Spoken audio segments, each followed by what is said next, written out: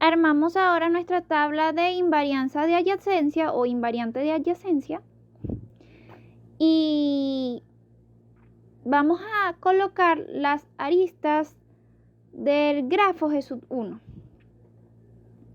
La arista 1, bueno, en este caso se generalizó el nombre de las aristas, puesto que como el ejercicio nos está dando el nombre de cada arista, vamos a generalizarlo a aristas para construir la tabla como AR.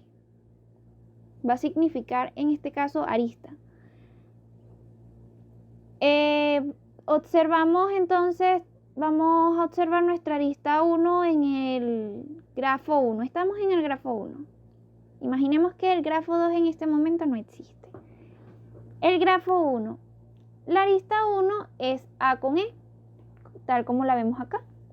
La arista 2 es A con B. La arista 3 es B con C. La arista 4 es C con D. Y la arista 5 es D con E. En este caso porque nos están dando el nombre. Ahora bien, ¿qué vamos a hacer? Vamos ahora a proceder a construir nuestras adyacencias en el grafo G sub 2.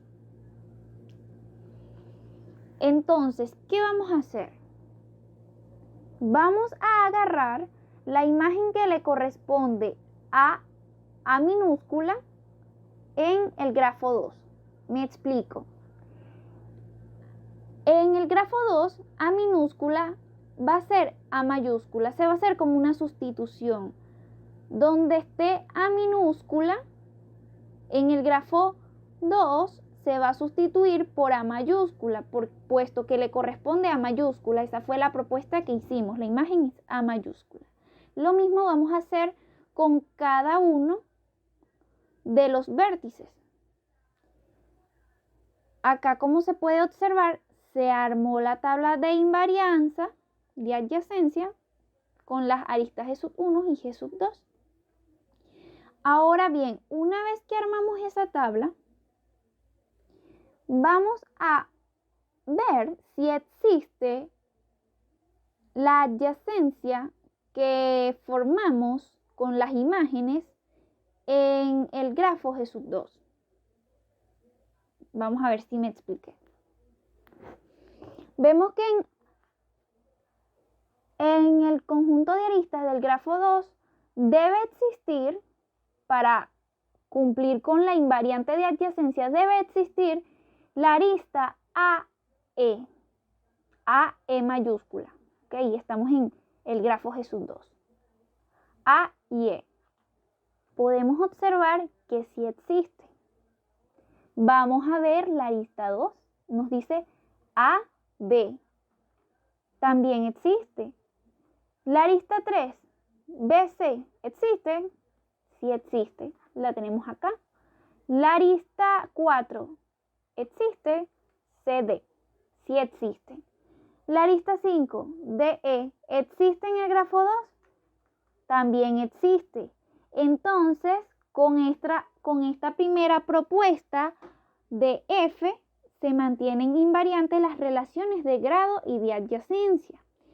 Es por ello que ahora vamos a pasar al último paso, que es demostrar que F es biyectiva, es decir, inyectiva y sobreyectiva. Acá podemos observar la función que se construyó a partir de la primera propuesta, donde se cumplen las invariantes de adyacencias. Ahora vamos a demostrar que esta función es biyectiva. Sabemos que es función ya que a cada vértice de G sub 1 le corresponde un único vértice en G sub 2, es decir, que cumple con la condición de unicidad y existencia.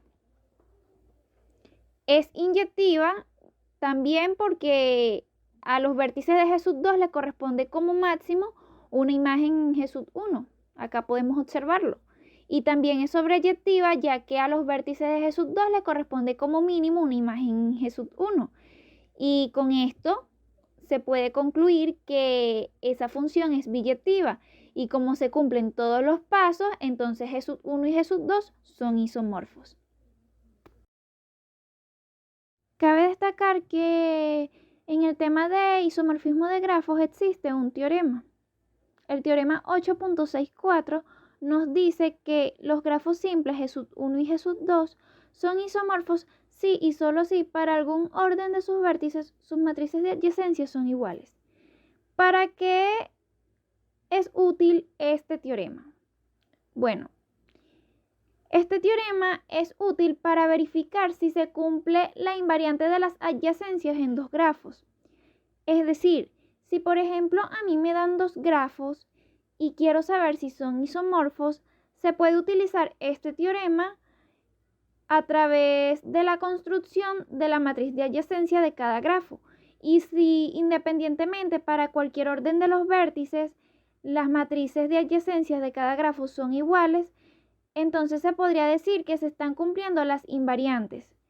Esta sería otra manera de verificar si se cumple o no con la invariante de las adyacencias y concluir si los grafos dados son isomorfos. De este teorema se deriva el corolario 865, que nos dice: sean G1 y G2 grafos simples, las siguientes son equivalentes, es decir, que A es equivalente a B.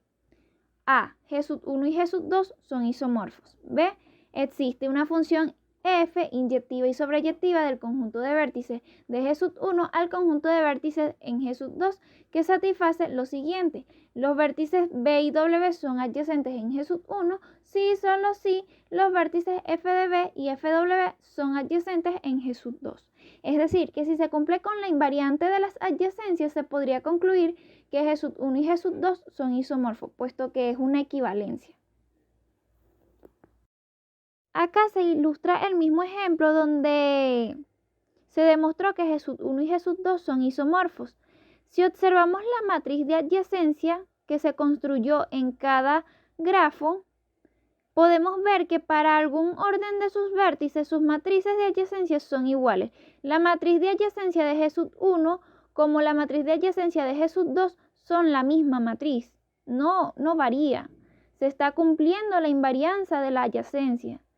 Acá podemos ver que, por un ejemplo que coloqué, que para el orden de vértices A, B, C, D, E, la matriz de adyacencia es la misma, y para el orden de vértices B, A, C, E, D, la matriz de adyacencia es la misma.